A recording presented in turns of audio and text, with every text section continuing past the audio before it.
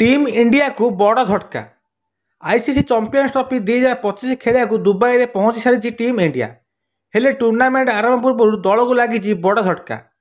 भारतर bowling प्रशिक्षक money Merkel हठात दक्षिण आफ्रिका फेरी। से शनिवार भारतीय दल सहित दुबई में पहुंची।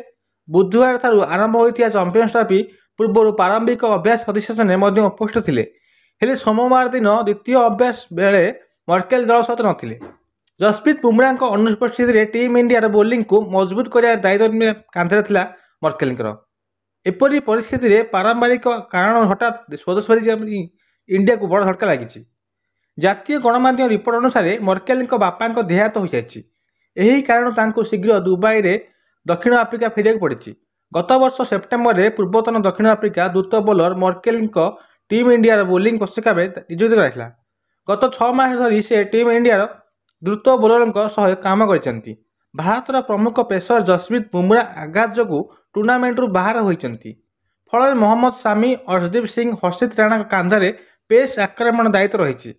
से हार्दिक पांड्या दल चतुर्थ विकल्प अटंती।